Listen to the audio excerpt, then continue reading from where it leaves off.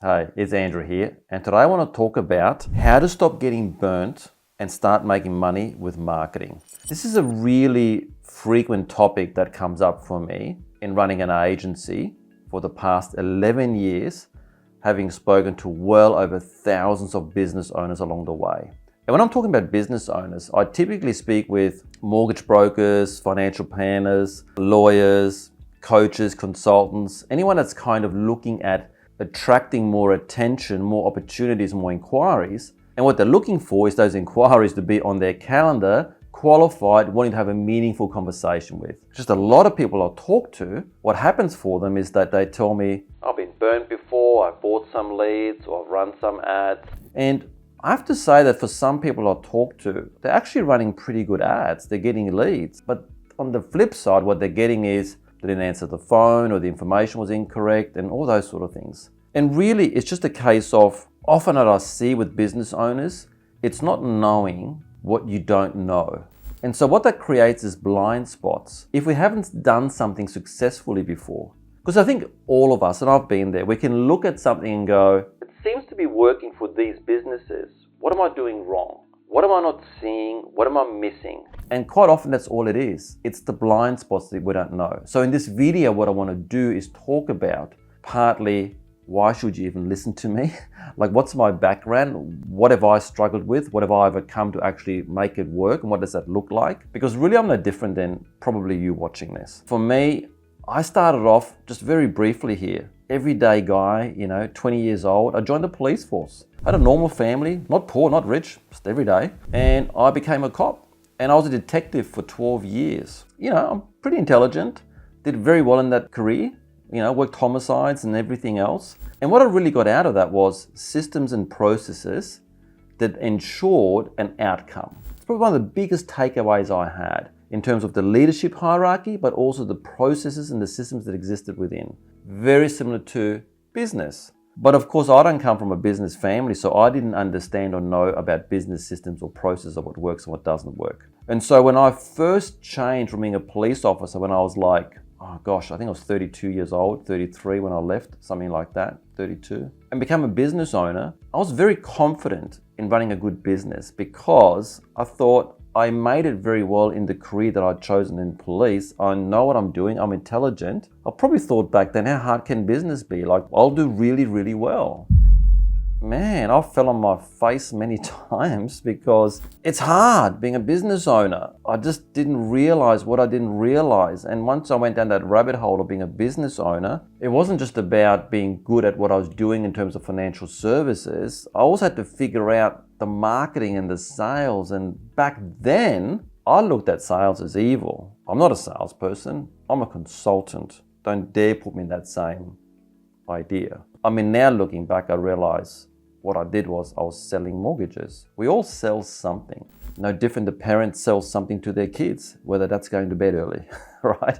It's influence, it's effective communication. That's all sales really is. And I think for me, and probably a lot of us, when we think about sales, bit of a tangent here, if we think of sales being bad, it's probably because we've been exposed to bad practices and not good practices. But I digress. For me, when I was in the police and then changed over to being in financial services, it took me a while, and luckily I did engage with business coaches and so on to actually learn. And I think I was at a good time when Facebook first, many moons ago, came out with ads, and I jumped on that straight away. But again, like a lot of my clients, when I started out doing that, I was running ads, I was getting leads, but I didn't know how to convert them because what was missing was trust. And so a lot of things were missing for me in knowing how this works. And so I was just the shiny object syndrome guy for a while until I just persisted. And it took me years initially to actually make it work super, super well, which I'll talk about in a moment of what that was. And hopefully that will help you. From there, when I did figure it out, I just kind of realized I had a passion, absolute passion for marketing. Loved the whole psychology of it, loved the whole flow, loved how it all interconnects. It reflected so much of human relationships, like meeting someone, dating, and marriage. As weird as it sounds, it all made sense to me, which is why 11 years ago, I then went into becoming, an agency doing marketing. Initially, only focused on mortgage brokers, still one of my main aspects of working with brokers. But then slowly being so aligned with other professional service providers like lawyers, financial planners, coaches, consultants, it was a natural way of expansion of helping everybody in those areas. And the biggest thing that blows my mind still to this day is when I think about when I joined the police, what I used to make in a year, I can now make that in 2 weeks.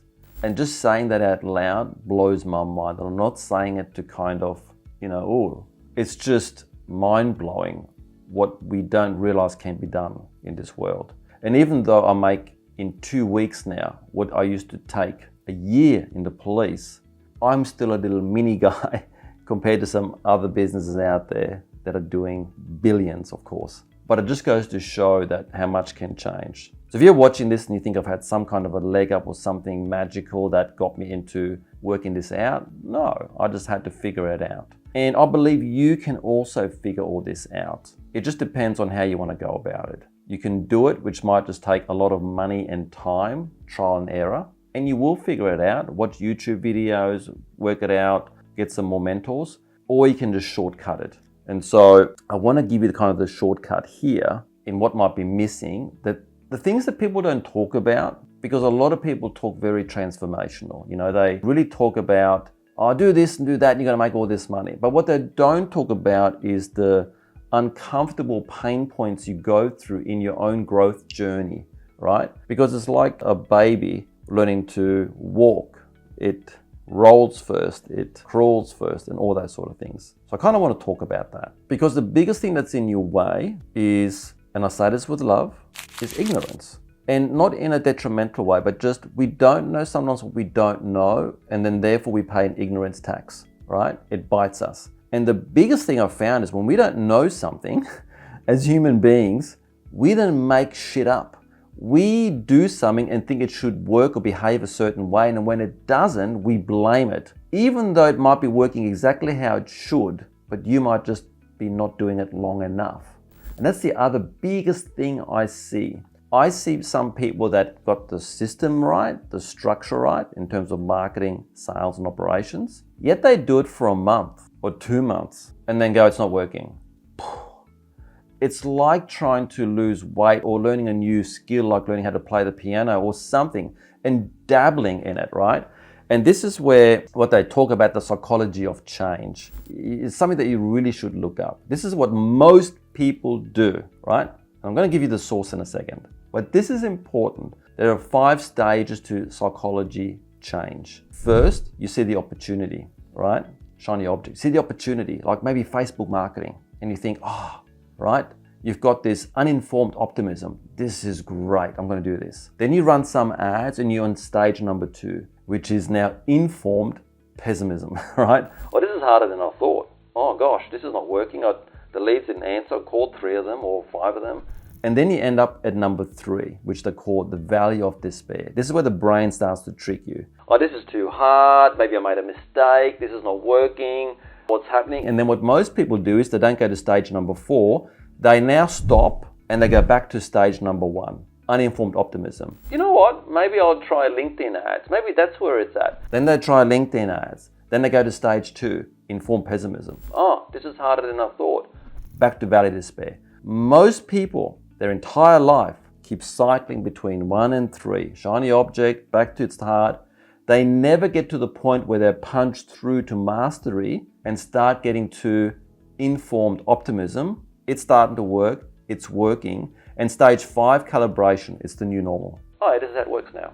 And so let me share with you where most people go wrong when it comes to marketing. First, yes, you got to get the ad right, and that's not hard. We've got lots of material on our YouTube channel for free and other things like that. We kind of share with you how to run ads effectively. Where most people go wrong though is they've got no back-end system. Nearly every business owner I speak to every week will want to run ads or has maybe bought leads in the past, but inside their business, they've got no system. Nothing where automatically the lead gets a value-driven email, educational, to build some trust over and over. They've got no booking system that naturally leads people into that with some qualifying questions and so on. That's the system that does that. They're not using AI now, which is so important in terms of speed to lead. Like even just a AI sales agent that's text-based that reaches out to the lead straight away.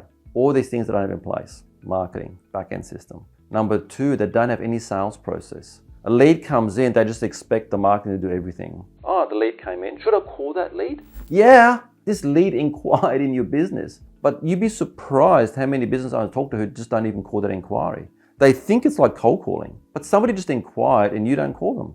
It blows my mind. Call all of them up. That's your job. This process, I'm telling you, is very simple. Is it easy? No. Easy, no, because you have to calibrate to a new way of doing things. And if you do, you'll have so much impact with so many people, you make more money than you dreamed of. But most people aren't prepared to do the work. And this is how I look at it. When people complain to me about, I've got to call these leads and stuff, really? You could be out there like some tradies who I respect, who are out there in hot or cold, digging trenches and crap and everything else, working hard, they're pain, their body hurts. And you're complaining about sitting in a nice, comfortable chair at home, if you've got a home office, with a headset on, dialing a number and just saying hello. And that's too hard with your cup of latte. So people get the marketing right and then they don't have a sales process. Or they say, I don't need a sales process, I'm good. And when people usually say that to me, that they're good at sales, what they're really saying to is, I know my product and I'm a nice person. But it doesn't mean you're an effective communicator that knows in this day and age how to disarm someone who's not trusting and skeptical. What do you say to get them feeling confident talking to you? How do you maneuver them and get the internal urgency for them happening, that what you're talking about, going from A to B, they really need? There are so many aspects to sales about effective communication that if you believe you don't need it, you are delusional. You are delusional if you think you're really good at sales, but you've never done a sales course in your life. It's kind of like saying, I know how to drive a Formula One car because I know how to drive a car. It's black and white. And so you need to invest in yourself. A lot of people go, every business, small or large, is marketing, sales, and operations. It's just most people go from marketing to operations. Operations fulfillment. They want to go from, the marketing, and now they should just love me now and come in and want to do business with me. No, there's sales. And sales is about building the gap. It's about where they are, where they're wanting to go, and building the trust in between, that you build enough value that they choose you. And there's a process to that. The good news is it's learnable. The hard part is actually putting in the reps and the work. The other part I see what most people fail when they've got everything set up, they do this for 3-4 weeks, 5 or 6 weeks. Hey Andrew, it's not working. Oh, let me log into it. What are you up to? Well, I've spent $500, $1,000. I've got 30 leads, 50 leads, 60 leads, not working. Yeah, you're probably right. It's not working because you're dabbling. You're just starting. If you think you can do marketing for 1 or 3 months and that's going to be the holy grail, you've got false expectations. Think about mastery and actually setting up the system, the foundations, but you need to get to a tipping point. What does that look like? I don't really want to look at data really seriously until there's at least 200 leads. Now, 200 leads, that can take a month, that can take 2 weeks, that can take 5 months. It just depends how much money you're spending on ads. So oftentimes, think about a jet taking off the runway. Think of the fuel as the ad spend, money you spend on ads, right? There's the money for the setting up the system, which is building the jet, right? That's the money you spend. And then there's money you got to put in for the ads. Most people run out of fuel. They go down the runway and the plane's perfectly built, and going down the runway of 1 kilometer, it would take off. But most people in marketing, they've got a really good jet, the really good system set up that perfectly works. And they put a little bit of money in. So they go down the runway and then they put the brake on. And they're like, oh, it's not working. Yeah, you haven't reached escape velocity yet of actually taking off. But here's what I know to be true every time. If you push through, and that's uncomfortable, right? Because that now we're talking about uncertainty, we're talking about fear of failure, and all that sort of things. We're spending money, we're not seeing the results straight away. And so now we start to back off. And this is where you need to push through and just believe in what you're doing, because if you get enough inquiries, the plane will take off. Because once you get to 200 inquiries, here's what it will tell you. Number one, the marketing's working. You've got 200 inquiries. If you have no clients after 200 inquiries, you don't have a marketing problem. You have, and this is the hard one to face, you've got a sales problem. Because that means you're either not talking to the leads, or maybe you just talk to 10, 20, or 30, but you haven't spoken to the majority of them. And if you did, being early on in your journey, you probably don't even know how to talk to those leads yet. You're probably saying the wrong thing to them. You're probably sounding like a salesperson. All these sort of things.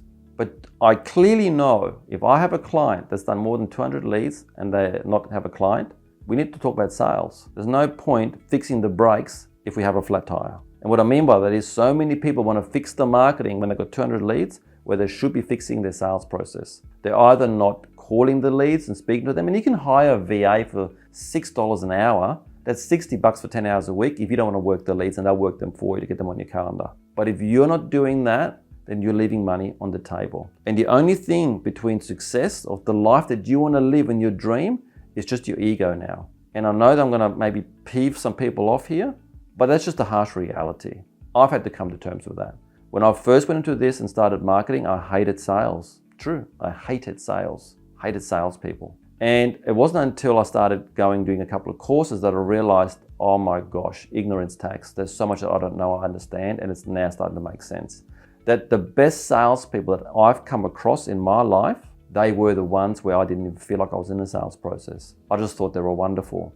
They really understood me, they really helped me, they got me, and they helped me get to the next level.